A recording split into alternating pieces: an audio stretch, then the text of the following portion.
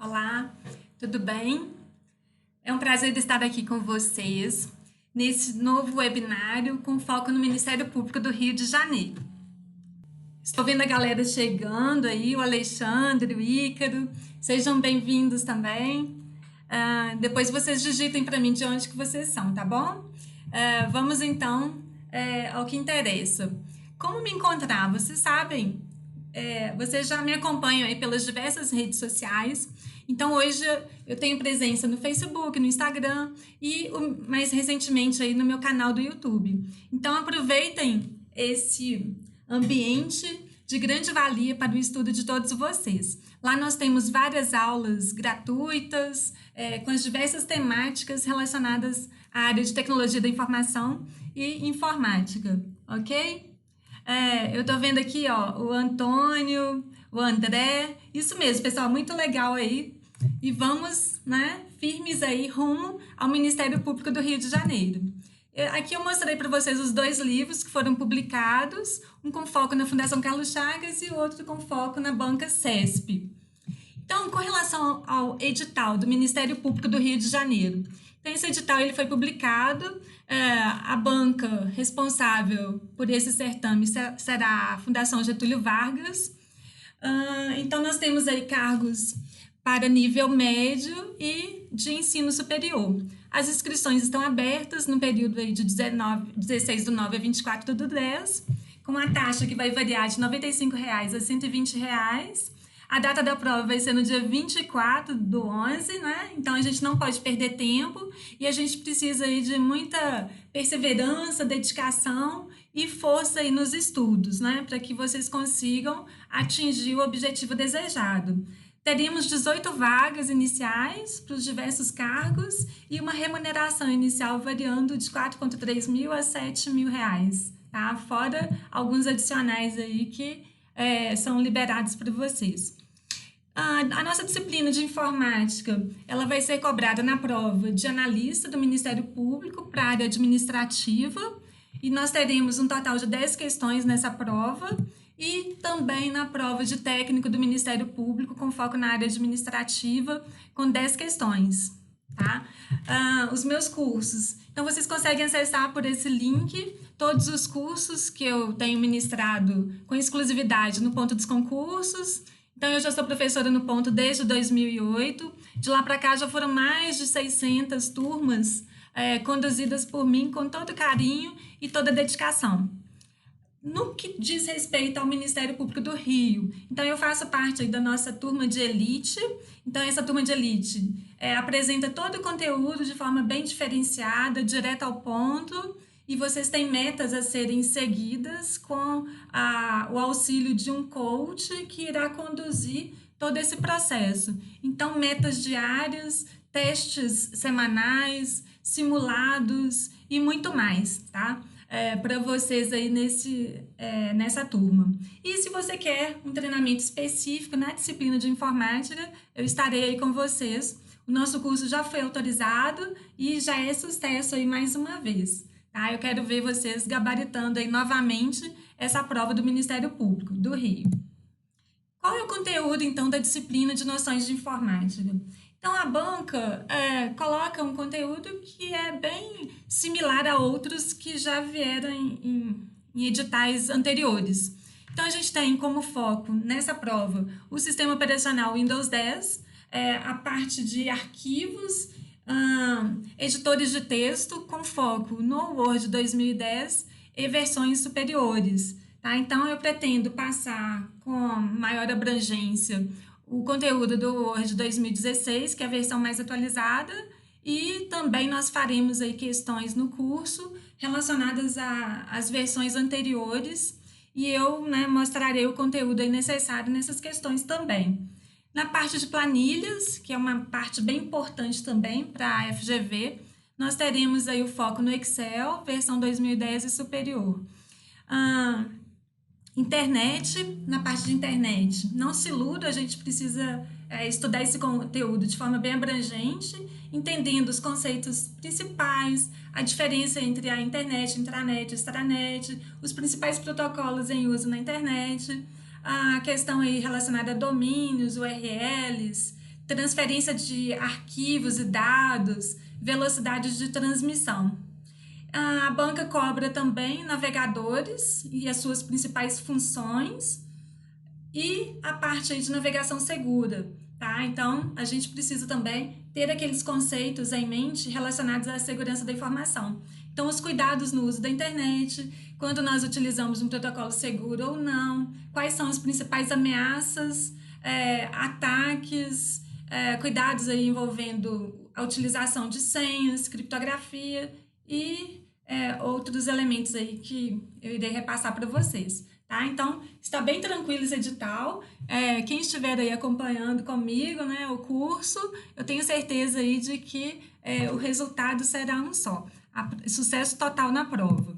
Tá? Então, vamos aí às dicas de hoje. Eu vou deixar só o slide sendo exibido para vocês, que eu acho que vai ficar melhor.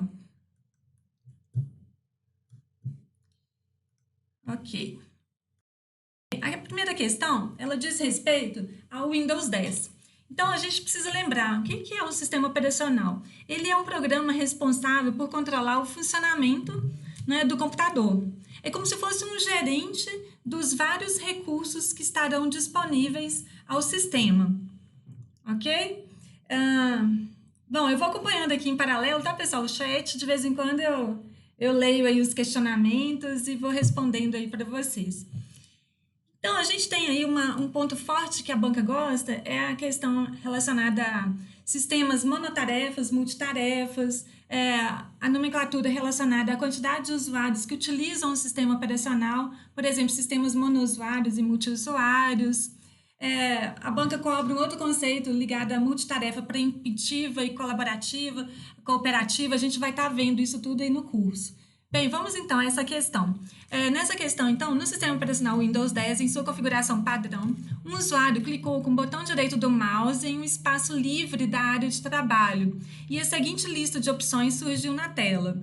Esse usuário deseja criar um atalho para um arquivo na área de trabalho e, para isso, ele deve clicar em... Bom, vamos ver aí como que a gente pode criar, então, um atalho para um arquivo na área de trabalho. Eu vou aqui mostrar para vocês, né, na prática. Então, eu estou aqui na minha área de trabalho do Windows 10, eu posso clicar em novo, atalho. O que é um atalho, pessoal? Um atalho nada mais é do que uma forma direta de você acessar objetos dos quais precisamos com mais frequência. Então, o atalho ele é representado por ícones e eles podem estar na área de trabalho, na barra de tarefas do Windows, ou mesmo em qualquer pasta do sistema, tá? Um atalho, ele possui uma seta curva em sua base inferior. Então, aqui eu tenho, por exemplo, um atalho para o aplicativo, né, para o programa Google Chrome. Se eu clicar 2 vezes aqui nesse atalho, ele vai abrir esse programa na minha tela. Mas eu posso criar atalhos para pastas, para arquivos. Então, aqui, por exemplo, ó, eu tenho outro atalho que vai me direcionar para o meu... para a minha unidade E2 né, do meu computador. Então, vamos lá. Quando eu cliquei, né, com o botão direito em novo atalho, eu abri aqui o assistente para a criação desse atalho. Então, ele me pergunta, para qual item você deseja criar um atalho? Digite o local do item. Eu posso procurar, vamos supor, eu quero criar um atalho para o meu disco externo que encontra-se na unidade, alocado à unidade F do meu computador. Eu clico em OK, né? Eu coloco aqui o local do item, avançar, deixo um nome para esse atalho e concluir. Então, no momento em que eu clicar 2 vezes, eu estarei direcionada aí a essa unidade, né? Que foi, né, mapeada aí nesse atalho. Então, pessoal, as operações que a gente faz em um atalho, elas incidem somente sobre ele, não é? E não sobre o seu alvo. Então, se eu apago, por exemplo, aqui, ó, o atalho do Google Chrome, eu estou apagando somente o atalho que se encontra na minha área de trabalho. Mas o Google Chrome, ele continua instalado no meu computador e ele poderá ainda ser acessado por mim. Se eu apago o atalho para o meu disco F, né, eu ainda continuo podendo acessá-lo. Eu posso vir aqui pelo explorador de arquivos, né, clicar em F2 que ele já vai me abrir, né, a pasta relacionada. Ok? Então, vamos retomar aqui. A resposta, então, a essa questão vai ser a letra E. Ele deve clicar em novo atalho na lista de opções que surge na tela e seguir as orientações na janela criar atalho. Então, a letra E vai ser a resposta aí dessa questão. A criação de atalhos para unidades de armazenamento em um computador com o sistema operacional Windows, ela pode ser feita, vamos lá, deixa eu só pegar aqui o marca-texto. Pode ser feita para unidades de armazenamento externas apenas? Não, apenas não. A gente viu aqui que eu fiz um atalho para o meu disco externo, né, que encontra-se conectado na porta USB do meu computador. Apenas para pendrives? Não. Né? Apenas para unidades internas, HDs internos? Não. Eu posso criar, então, atalhos para unidades de armazenamento internas e externas e pendrives. Tá? Você pode ter atalhos para endereços da internet, para pastas ou mesmo para arquivos. Tá? Então, via de regra, ao aplicarmos um clique duplo a um atalho, o sistema operacional vai executar o alvo desse atalho. Então, a letra E vai ser a resposta dessa questão aí para vocês. A questão seguinte, os computadores pessoais, então eu tenho como computadores pessoais um notebook, um desktop que está sendo utilizado aí por vocês. Então, vamos lá. Os computadores pessoais, como os que utilizam o sistema operacional Windows, dispõem de uma região de memória para o armazenamento temporário de objetos copiados ou recortados, que ficam nesse local enquanto aguardam para serem colados. Essa área é conhecida como... essa área é conhecida como área de transferência. Não confundam com a área de trabalho do Windows, que eu mostrei para vocês, tá? Então, a área de transferência é essa área de memória que serve para armazenamento temporário de objetos copiados ou recortados. Essa questão é muito comum aí de ser cobrada pela banca. Vamos em frente, tá? Um usuário de um computador com o sistema operacional Windows e o pacote MS Office pretende copiar um texto elaborado no Word.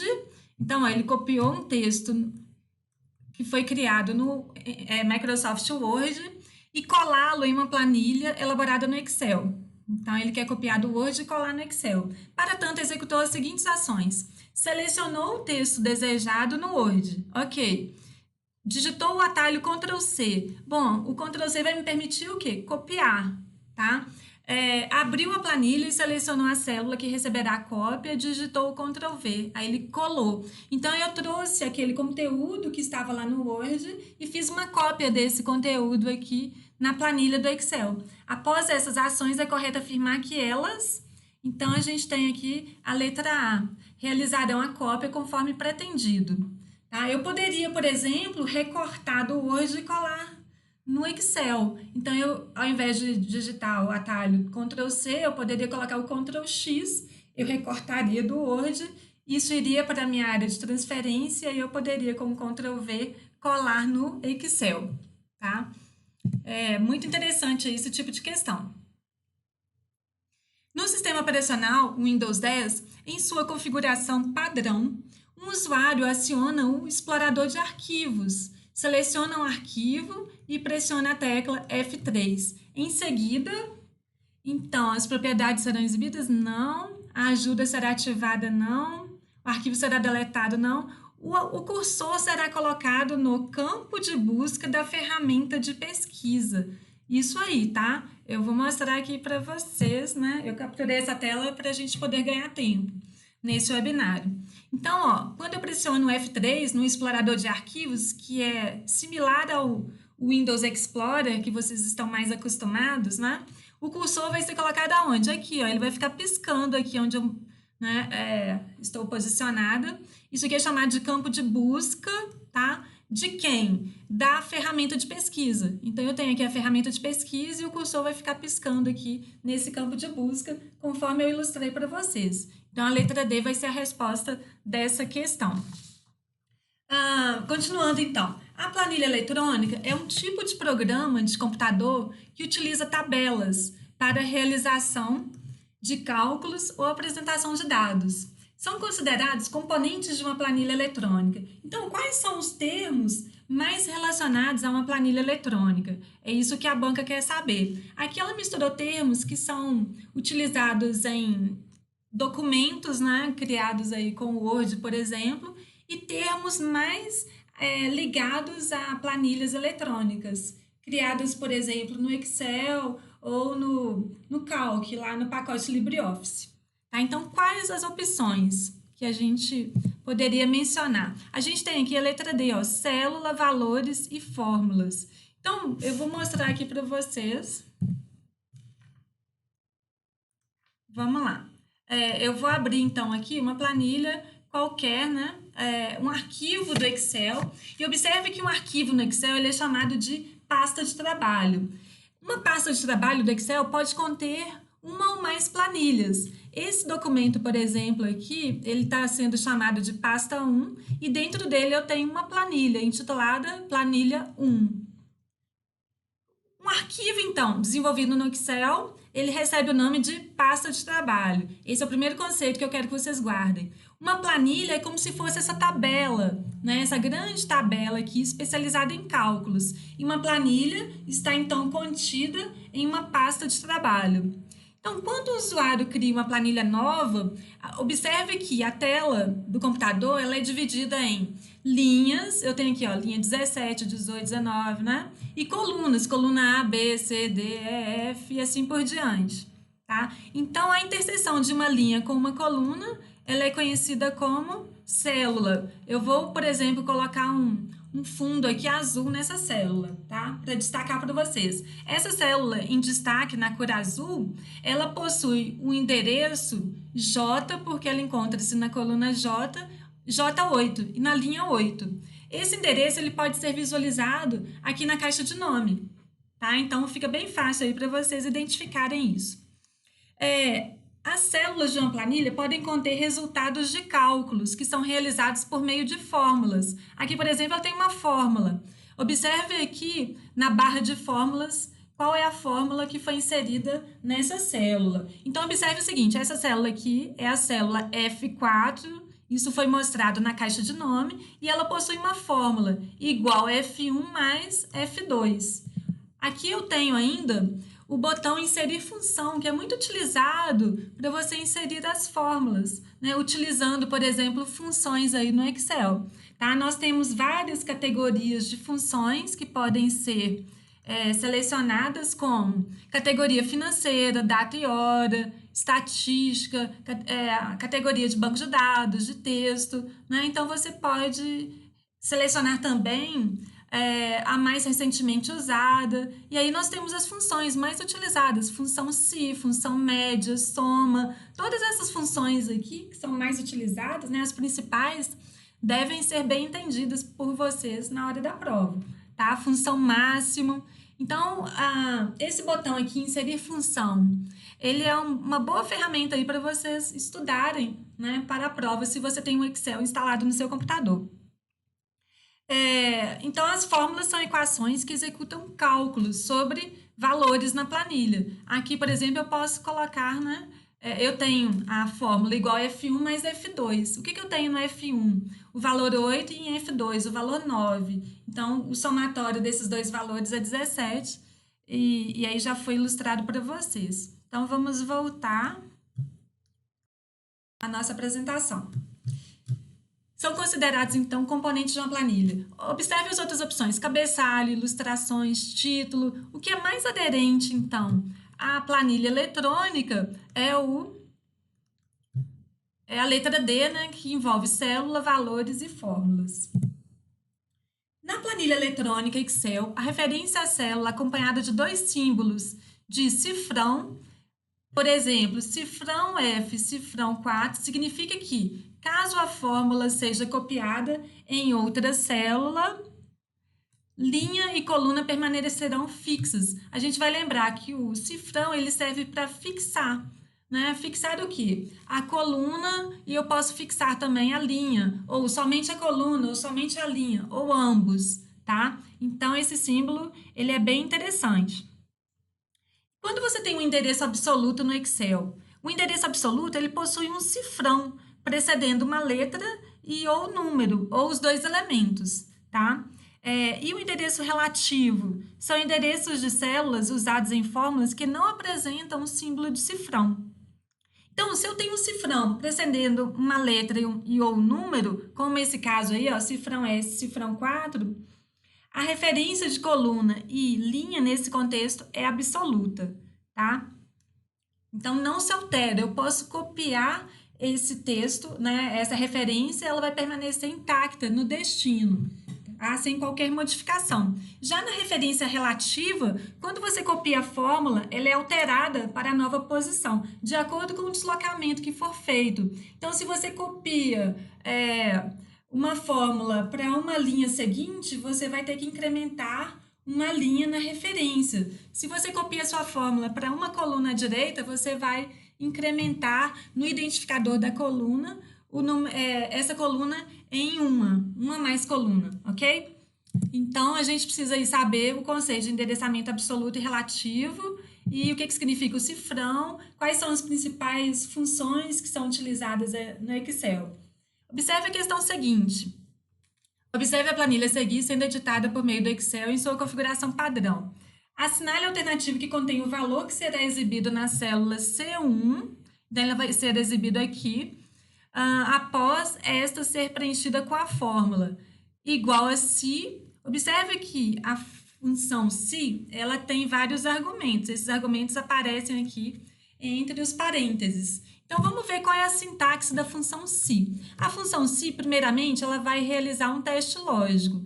Se esse teste lógico for verdadeiro, o valor que aparece logo a seguir vai ser exibido na célula. Se o teste lógico for falso, o valor seguinte será exibido. E como que eu separo esses valores? Pelo ponto e vírgula, tá?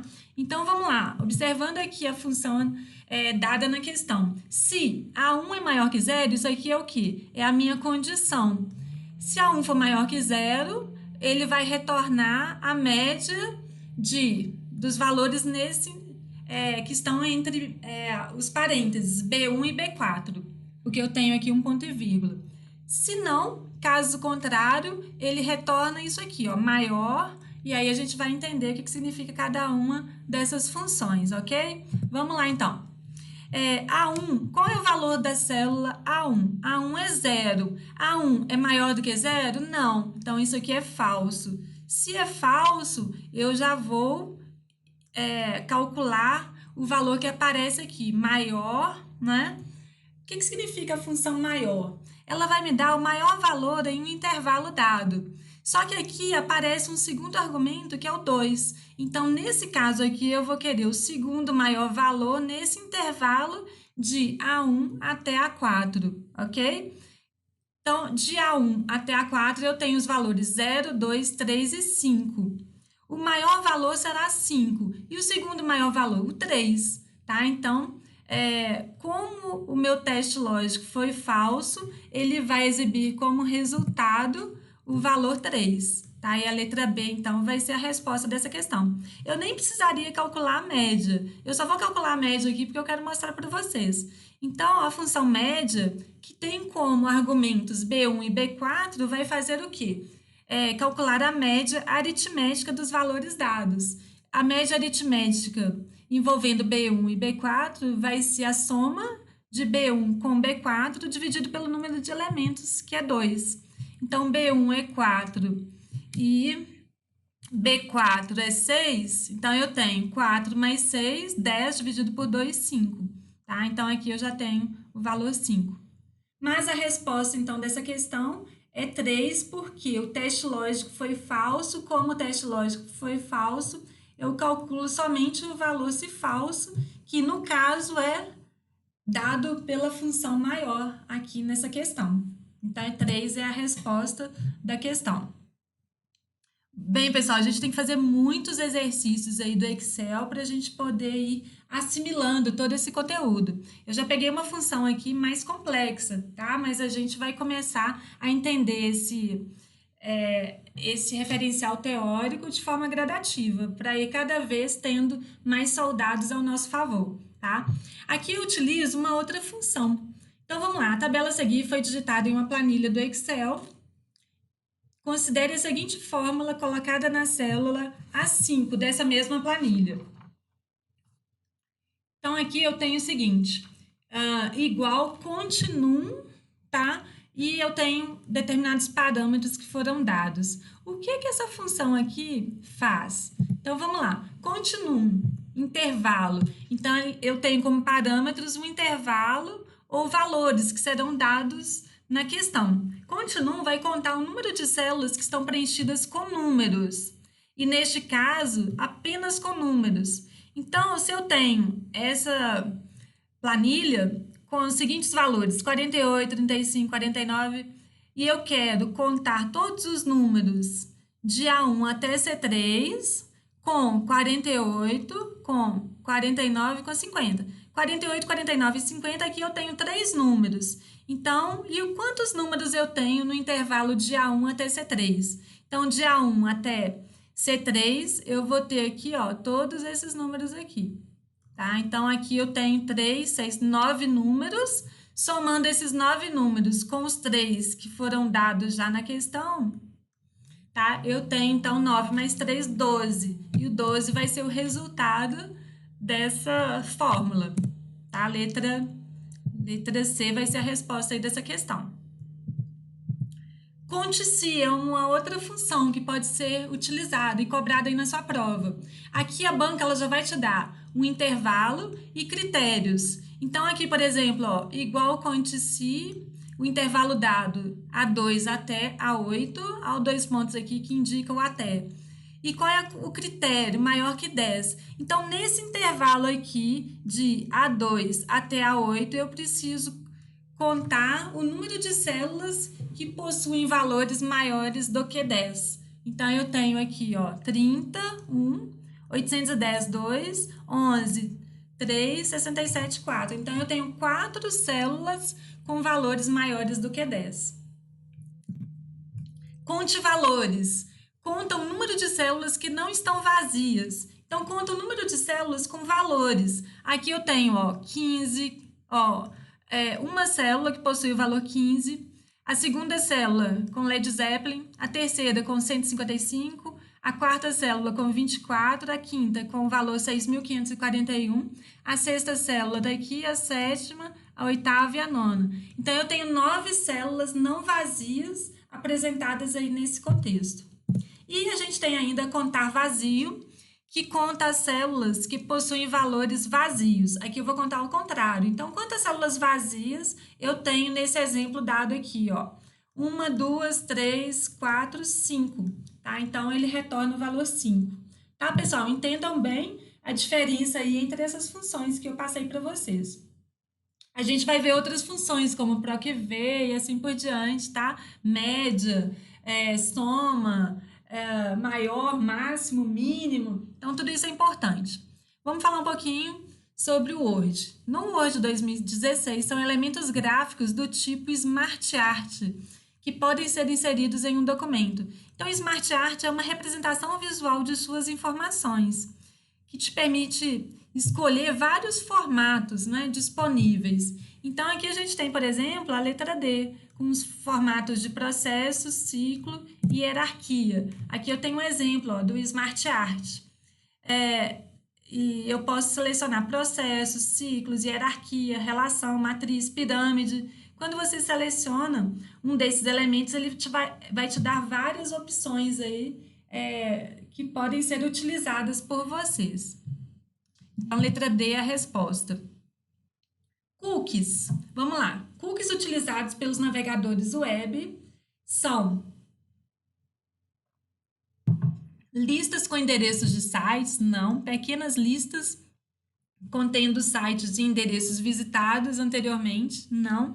Arquivos temporários, como páginas, imagens, vídeos e outras mídias baixados pelo usuário, não.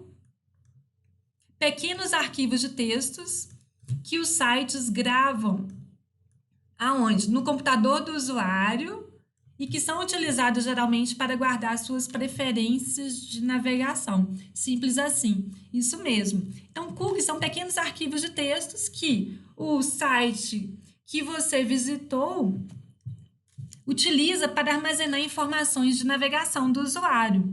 Então, quando você acessa uma página da web e o seu navegador ele disponibiliza uma série de informações sobre os seus hábitos de navegação e dados da máquina utilizada nesse seu acesso, isso aí foi armazenado em cookies. Então, é isso que permite que alguns sites o cumprimentem pelo nome, permite que eles saibam quantas vezes você o visitou, qual foi o sistema operacional da sua máquina e assim por diante. Tá? Então, letra D é a resposta.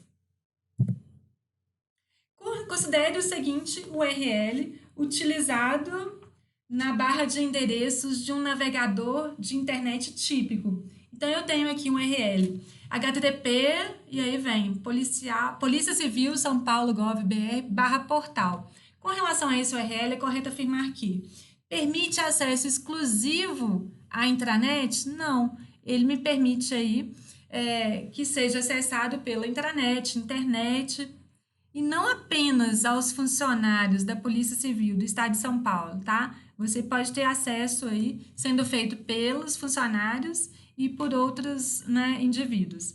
O tipo de serviço identificado pelo URL é para transferência de arquivos entre o usuário e o servidor internet? Não. Aqui eu tenho ao uso do HTTP. Com o HTTP eu vou ter a transferência de hipertextos entre o usuário e o servidor internet.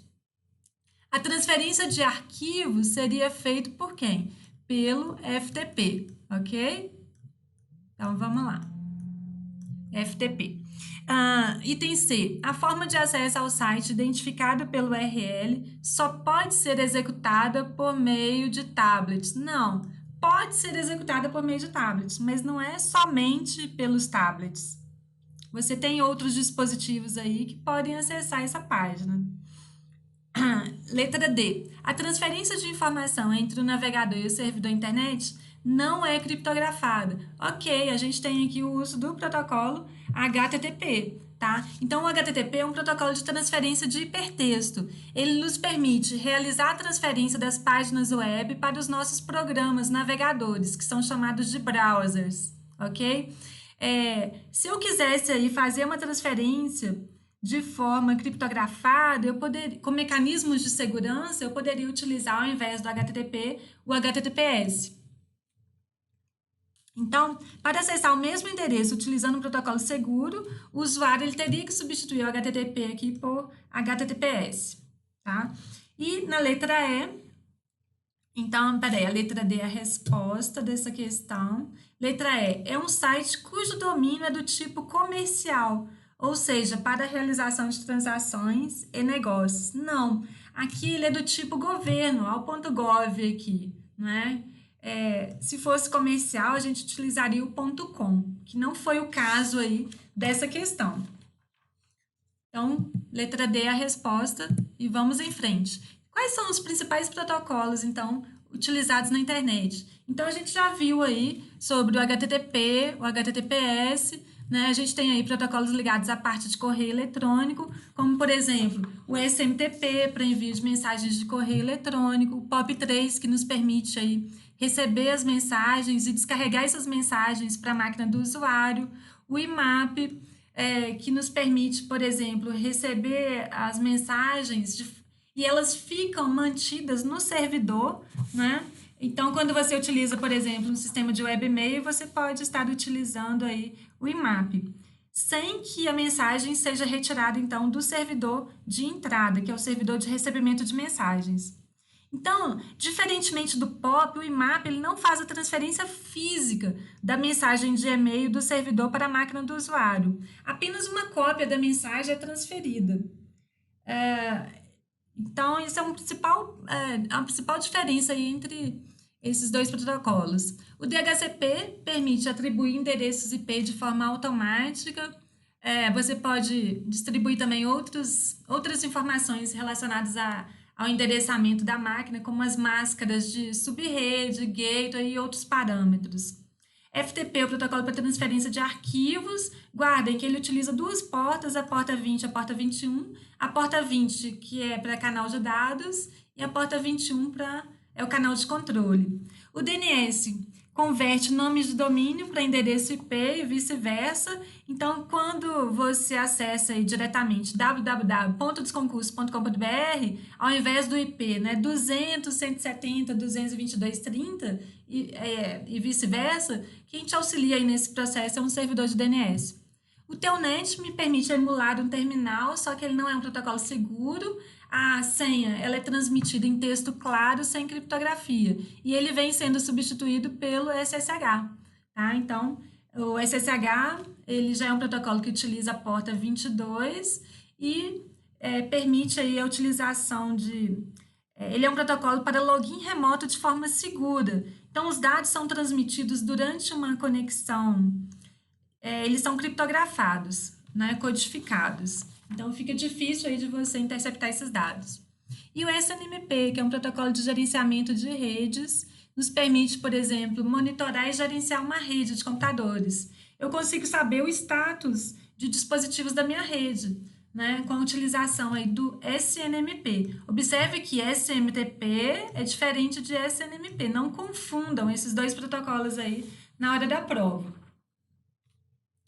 Continuando, então, vamos lá. Sempre que um acesso envolver a transmissão de informações sigilosas, é importante que um funcionário da Kubernetes se certifique do uso de conexões seguras. Indique uma conexão segura quando o endereço do site começa com HTTP? Não. O endereço não começa com www? Não. Um símbolo do logotipo é apresentado próximo à barra do endereço e não há detalhes de identidade do site. Isso não é seguro.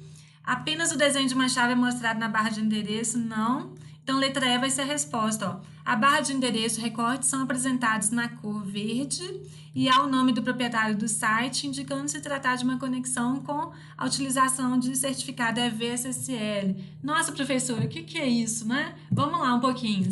Eu vou passar esse conteúdo aí para vocês, que ele é de grande valia para a sua prova. Então, uma conexão padrão ela não provê requisitos de segurança. Geralmente, o site começa com o endereço http://. Esse padrão aí das conexões pode ser omitido. O nome do protocolo ele pode ser omitido na barra de endereços em alguns navegadores. E um símbolo do site, um logotipo do site é apresentado próximo à barra de endereço. Tá? Eu coloquei aqui alguns exemplos aí para vocês. Vamos lá, numa conexão segura, você pode ter aí a transferência de dados sensíveis. Aqui a gente já vai ter o uso do HTTPS. Aparece o desenho de um cadeado fechado na barra de endereço. Ó.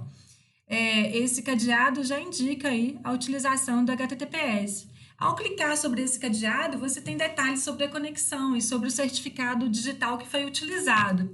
E aí você tem um recorte colorido, branco ou azul aqui, né, com o nome do domínio do site sendo mostrado à esquerda ou à direita. E quando você passa o mouse ou clica sobre ele, são mostrados detalhes sobre a conexão e certificado digital. Aqui ainda não estou falando da utilização do certificado EV-SSL, que é mostrado aqui nesse slide aqui seguinte. Então, aqui eu já tenho a conexão segura com o EV-SSL, que foi cobrada nessa prova. Você já tem aqui o maior grau de confidencialidade quanto à identidade do site e do seu dono. Então, quem é o dono aqui? Ó, exemplo limitado. E qual é o site? exemplo.com.br. Ele já mostra o cadeado e mostra a empresa que registrou esse site. E ele checa se essa empresa encontra-se ativa. E o uso do certificado SSL ajuda a proteger contra ataques de phishing. E o que caiu na prova lá? A barra de endereço e o recorte são apresentados na cor verde. Tá vendo aqui a cor verde, ó? E no recorte é colocado o nome da instituição dona do site. Ok. Então, aqui a gente tem a conexão segura com a EV-SSL. Então, a letra E é a resposta aí dessa questão. Bom, a questão seguinte fala sobre intranet, extranet. Vamos lá. As empresas estão cada vez mais necessitando centralizar suas informações e melhorar os métodos de comunicação interna para reduzir custos.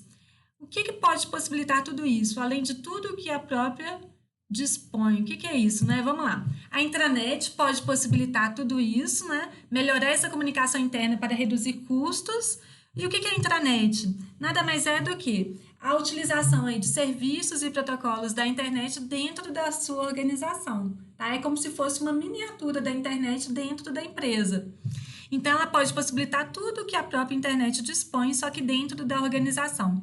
Porém, a principal diferença entre ambas é que quem é restrita a um certo público é a intranet. Por exemplo, os colaboradores de uma empresa. Neste caso, os colaboradores podem acessá-la com o nome de usuário e senha devidamente validados. Então, por exemplo, eu posso lá na Assembleia de Minas, né, onde eu trabalho como analista legislativo, acessar a intranet com a digitação do meu nome de usuário e senha, né, devidamente validados. De casa, eu consigo ter acesso à minha intranet, então ela foi disponibilizada para os funcionários para que eles possam acessar de fora da organização. Então, eu tenho aí uma extranet. A extranet é justamente isso, quando você libera acesso à sua intranet para terceirizados ou funcionários ou outras pessoas aí que se mostrarem necessárias. Geralmente, este acesso aqui é feito em um servidor de que, no caso da intranet, né, da rede local da empresa. Então, a letra E vai ser a resposta. Observem depois essa tabela que eu disponibilizei para vocês e tem lá no nosso curso. Vamos falar então sobre os navegadores. A gente tem vários navegadores. Um navegador web ele é chamado de um cliente web, né? Então, o navegador é ele que vai ler e interpretar as páginas que podem ter sido feitas, por exemplo, em HTML, que é a linguagem, uma das linguagens utilizadas para se criar páginas na internet. O Mozilla Firefox ele é um software de código-fonte, ele é open source, né? Então, o código-fonte ele é público. Aí você tem diversas características, por exemplo, uma que é muito cobrada pela banca, o Firefox Sync, que permite que dados e preferências do usuário sejam armazenados nos servidores da Mozilla e eles podem ser acessados aí a partir de diversos equipamentos. Você pode acessar uma configuração flexível de recursos do Firefox com esse comando aqui sendo digitado na barra de endereços, about:config. Tá? Então, você vai ver diversas configurações aí desse navegador. Já no Chrome, você acessa as informações através de Chrome Settings.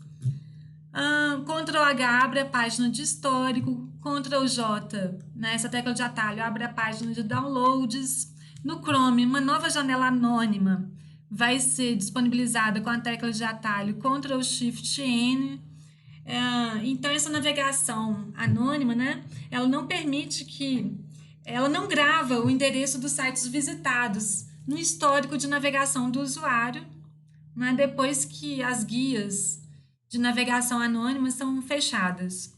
Ctrl P imprime a página atual. Estou pondo aqui alguns pontos que são importantes. Eu quero que vocês olhem depois também essa tabelinha com alguns atalhos relacionados ao Internet Explorer.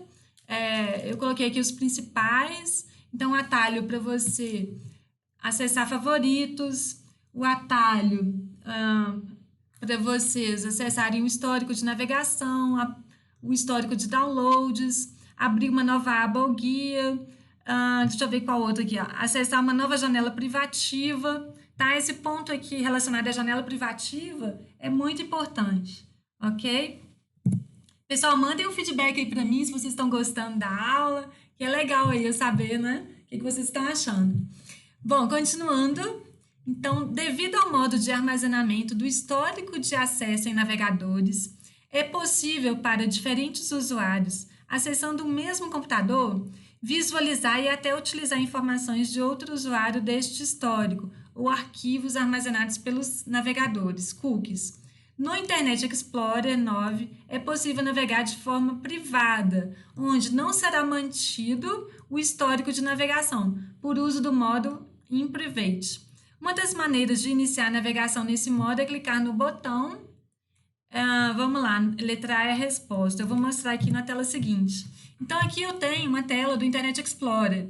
Eu posso clicar em Arquivo, Nova Guia, tá? E na tela que irá aparecer, né, eu tenho aqui embaixo a opção de navegação em Private, que é a resposta aí da questão. Você tem outras formas de acessar esse tipo de navegação. Através do menu Segurança, Navegação em Private, no menu Ferramentas, pressionando Ctrl Shift P, tá? E aí ele abre essa janela aqui que mostra para vocês, né, que o InPrivate aí está ativado, tá? Então aqui você vai fazer com que o Internet Explorer ele não armazene, então, dados da seção de navegação do usuário. Então, que dados são esses? Por exemplo, cookies, arquivos de internet temporários, histórico de navegação e outros. Essa questão aí é bem legal para sua prova. Na imagem a seguir, retirada do Internet Explorer 11, em sua configuração padrão, foi adicionado um triângulo apontando para uma área específica da imagem. Tá aqui, ó. O que significa isso? Ao clicar com o botão esquerdo do mouse, com o mouse configurado para destros, uma nova aba será aberta. Então, a letra C vai ser aí a resposta dessa questão, ok? Bom, eu tô vendo aí o feedback da galera. Vou adquirir, excelente aula, estou adorando. Isso mesmo, pessoal, podem mandar aí as dicas, sugestões de temas que vocês querem para outros webinários, e vai ser um prazer aí participar dessa trajetória com todos vocês. Continuando, Deep Web é a web profunda, então você tem aqui a web, somente 4% de todo o conteúdo da web, ele é disponibilizado, ele está indexado e disponível para os motores de busca do Google. A gente tem que 96% do universo digital está na Deep Web. Então, a Deep Web ela possui sites criptografados e protegidos por senha, e somente quem conhece o endereço desse site vai conseguir, né, acessá-lo a partir de mecanismos, de ferramentas específicas. Vamos lá, continuando. Por meio do recurso Links da guia Inserido, o Word 2016 em português e em sua configuração padrão, é possível a inserção de hiperlink, indicador e referência cruzada. Assinale a alternativa correta a respeito da inserção de um hiperlink em um documento no Word 2016. Então, todo mundo aí já clicou, não é? Em links. O que é um hiperlink ou link? É uma área especial da página que está vinculada a uma URL. Então, um link é, em suma, um atalho, né? É aquele ponto lá em que o mouse ele vira uma mãozinha. Aí você clica lá e ele te remete a um outro local, que pode ser a uma outra parte de um mesmo documento ou a uma outra página e assim por diante. Então, hipertexto nada mais é do que um texto com hiperlinks, né? Que nos permite aí uma leitura não linear. Então, aqui eu tenho a mãozinha, né, que nos permite clicar em links, e eu tenho aqui um texto linear sendo mostrado para vocês e um hipertexto aqui embaixo, que possui diversos links, né, que nos permite aí, nos possibilita que façamos uma leitura não linear do documento. Então, a letra D é a resposta, ó. Por meio da inserção de um hiperlink no documento do Word, você pode criar um link no documento para acesso rápido a páginas da web e a outras partes do próprio documento. A hifenização do Word 2016 em português e em sua configuração padrão admite os seguintes tipos. Vamos lá, eu vou abrir para vocês aqui o Word, tá? O Word 2016. Então, a gente tem na guia layout, a opção de hifenização. Então, eu posso configurar para que o documento não seja hifenizado, para que essa hifenização seja feita de forma automática ou manual, tá? E você tem opções de hifenização. Eu posso hifenizar o documento automaticamente, hifenizar maiúsculas. Então, depende aí de como o usuário vai configurar, né, essa opção. Ali, observem que eu cliquei na interrogação para poder acessar o help relacionado àquela opção, né?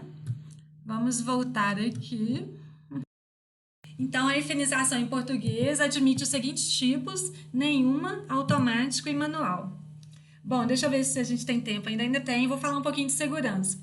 Então, sobre o golpe praticado aí na internet e conhecido como phishing, assinale a alternativa correta. Então, a gente quer obter, dentre as opções, qual se refere a um tipo de fraude conhecido como phishing, tá? Então, vamos lá. Letra A. É um tipo de fraude na qual um golpista procura induzir uma pessoa a fornecer informações confidenciais ou a realizar um pagamento adiantado, com a promessa de futuramente receber algum tipo de benefício.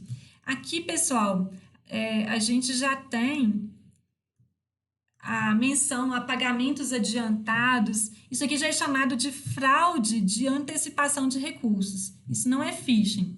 Letra B. É o ato pelo qual uma pessoa tenta se passar por outra, atribuindo-se uma falsa identidade, com o objetivo de obter vantagens indevidas. Aqui a gente já tem um golpe chamado de furto de identidade. Tá? Letra C. É uma mensagem que possui conteúdo alarmante ou falso e que geralmente tem como remetente ou aponta como autora alguma instituição, empresa importante ou órgão governamental. Então, você recebe, por exemplo, uma pendência do Serasa, alguma pendência na sua declaração do imposto de renda. Eu tive um usuário uma vez que recebeu uma mensagem desse tipo, que é conhecida como hoax ou boatos, e essa mensagem falava que se ele encontrasse um arquivo com o símbolo de um ursinho, era para ele deletar imediatamente aquele arquivo, pois era um vírus. E aí ele ia lá na pasta Windows e ele foi na pasta Windows e conseguiu visualizar um arquivo. Ele deletou esse arquivo, né, que possuía essa imagem, né, como representação do arquivo. Na verdade, esse arquivo era um arquivo bem importante do Windows e aí essa máquina parou de funcionar. Né? Então, isso são boatos, são alarmes falsos.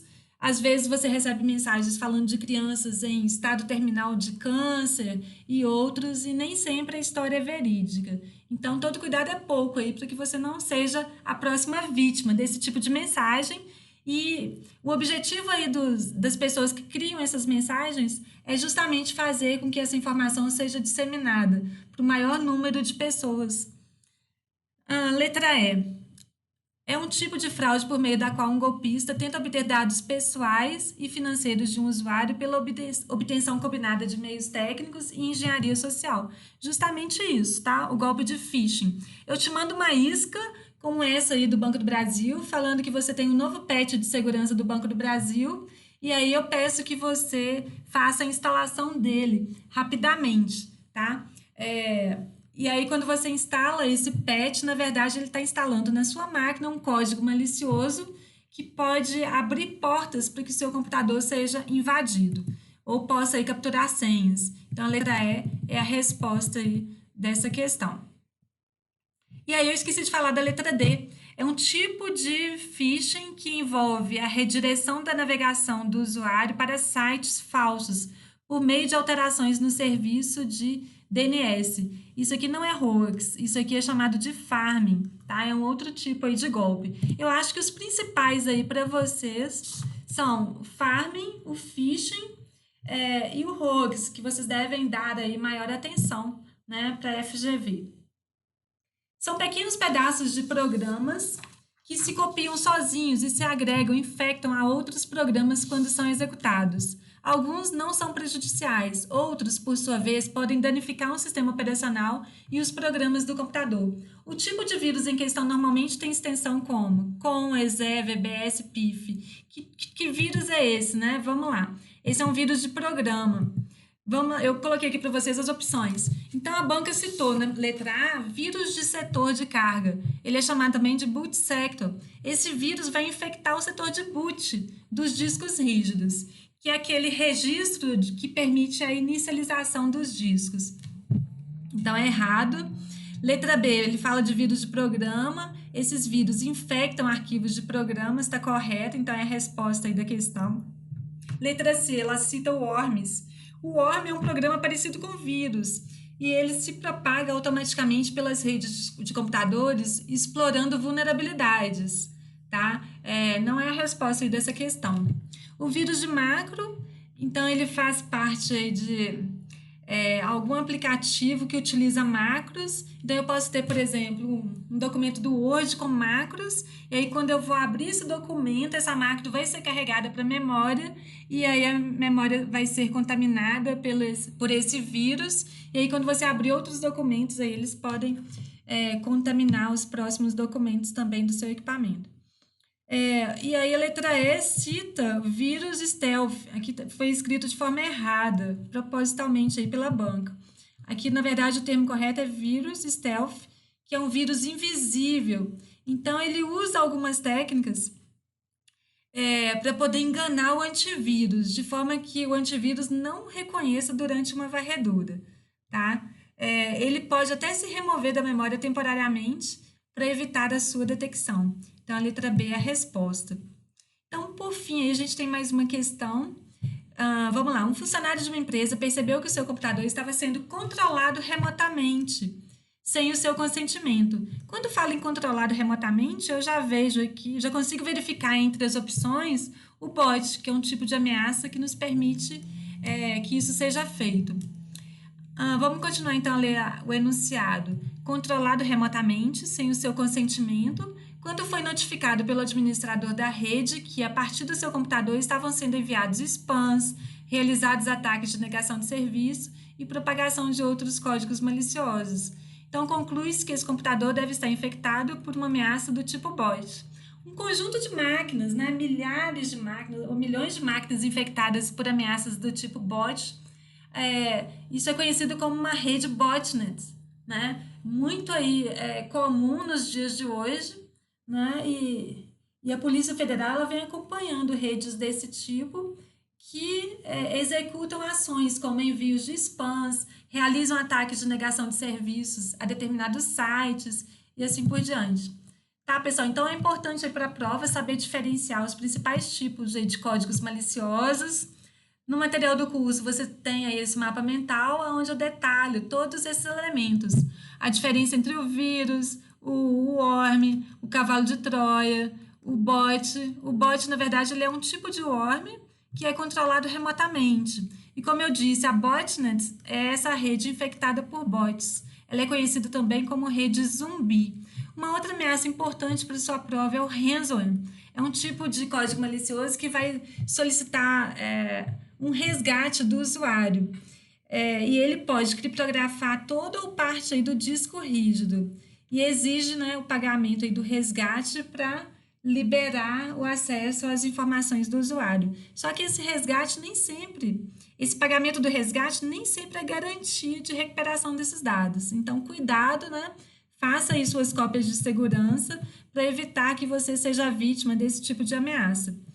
A gente tem outras ameaças como o spyware, adware, o trackerware, o keylogger, né? O rootkit e assim por diante, né? Isso aí eu destaco para vocês com mais detalhes no decorrer do curso.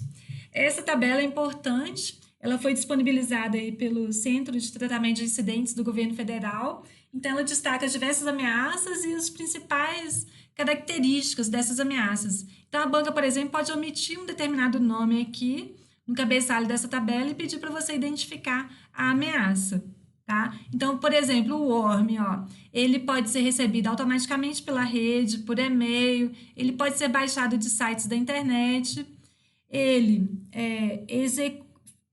ocorre a instalação como? Com a execução explícita do código malicioso, envia cópias automaticamente pela rede, por e-mail, consome grande quantidade de recursos e assim por diante. Tá? Atenção aí a essa tabela. Ao ransomware, que eu já falei para vocês. Aqui eu tenho uma dica que eu tirei lá do meu Facebook para vocês, né? Sobre ele. O WannaCry. Então, a gente teve, há um tempo atrás, aí, um ataque cibernético, né, de grande impacto para diversas empresas no mundo inteiro. E esse ataque cibernético ele ocorreu em virtude dessa ameaça, conhecido como WannaCry, que nada mais era do que uma combinação de worm com ransomware. Então, eu administrava uma rede aí nessa época com mais de 20 mil estações. Então, quando eu fui estudar essa ameaça, que começou a surgir lá na Rússia, eu vi que ela iria criptografar dados da máquina e ela, como era um worm, ela teria uma disseminação rápida pelo mundo. E foi justamente o que aconteceu. Em algumas horas, né, essa ameaça já estava chegando aí nas empresas do Brasil, como os tribunais em São Paulo e outras empresas aí do governo e empresas privadas, multinacionais, né? Já estavam sendo vítimas aí dessa ameaça. Graças a Deus a minha rede aí estava protegida com a atualização de segurança que nos resguardava com relação a essa ameaça. E a gente não teve aí impactos com relação a ela. Tem mais mais uma questão aqui que eu esqueci dela. Então, vamos lá. Sobre um código malicioso, malware, considere. É notadamente responsável por consumir muitos recursos, devido à grande quantidade de cópias de si mesmo que costuma propagar. Afeta o desempenho da rede. Capaz de se propagar automaticamente pelas redes, enviando cópias de si mesmo de computador para computador. Eu já consigo marcar aqui qual é a resposta. Diferente do vírus, não se propaga por meio da inclusão de cópias de si mesmo em outros programas ou arquivos, mas sim pela execução direta de suas cópias, ou pela exploração automática de vulnerabilidades. Eu falei isso aqui já para vocês hoje, então a gente já poderia marcar o ORM como resposta.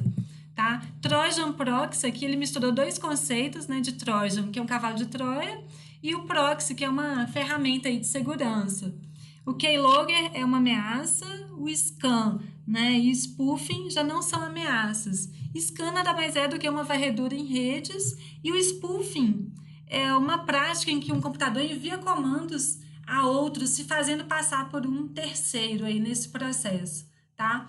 Então, guardem aí para a prova a diferença entre vírus e o worm, tá?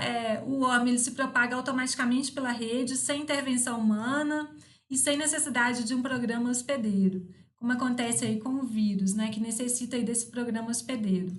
Então, é isso, pessoal. Muita força aí para vocês nesse novo desafio, tá? Muitos aí já estão estudando, vários já foram aí meus alunos em cursos anteriores e agora vão fazer aí o Ministério Público do Rio também. Então, eu desejo aí muita persistência, muita força de vontade, né? Dedicação a esse objetivo, foco, né? Tenham paixão pelo que vocês estão fazendo, mandem mensagens positivas, né, para o cérebro de vocês, porque vocês estarão aí atraindo essa energia boa, né? Que irá auxiliá-los nesse processo aí rumo à sua aprovação. Então, se eu tivesse 8 horas para derrubar uma árvore, eu passaria 6 horas afiando o meu machado. Afiar o machado é justamente isso que vocês estão fazendo agora, participando aí de webinários, tendo acesso a materiais diferenciados que irão fazer aí, né, que serão responsáveis aí pela sua aprovação, para que você não perca tempo, não perca o foco e vá direto ao ponto, né, que é o mais importante aí para vocês. Então, não tenha medo de sair de onde você está e chegar no seu ponto de destino, que envolve aí o local aonde você vai ser bem-sucedido e terá a sua aprovação tão desejada, né? Não tenha medo de dar esse salto. Não limite os seus sonhos. E aí, né, me convidem aí quando vocês forem aprovados para o churrasco de aprovação. Agradeço aí a todos, mandem para mim o feedback e que assuntos aí vocês gostariam que, né, eu fizesse aí outros webinários, que vai ser de grande valor aí para os vídeos futuros aí que eu disponibilizarei no curso e também em alguns momentos no meu canal aí do YouTube. Quem não assinou ainda o canal, passe lá, o endereço está aqui na tela, né? E já garanta aí o acesso a esse conteúdo de qualidade para todos vocês, tá? Agradeço, então, a participação de todos. Quem tiver interesse no curso, deixa eu só fechar aqui. Eu vou mostrar aqui para vocês, lá no ponto dos concursos, então, você pode fazer uma busca por cursos online, concurso Ministério Público do Rio, e aqui você tem a turma de elite e o curso de informática, né? A gente já está aí dando prosseguimento. Então, amanhã eu já disponibilizo para vocês a aula 1 e a gente segue aí com força total rumo ao nosso objetivo, que é gabaritar mais uma vez aí a prova de informática do Ministério Público do Rio, tá? Aqui eu tenho meu canal do YouTube, então essa apresentação vai ficar disponível daqui a pouco já no canal. Então, vocês podem se inscrever para ter acesso aí a outros webinários que já foram divulgados e aos materiais aí que eu for disponibilizar para vocês em breve. É isso, pessoal. Obrigada aí pela atenção de todos, pelo carinho. Agradeço, então, mais uma vez e até a aprovação. Um grande abraço aí para todos.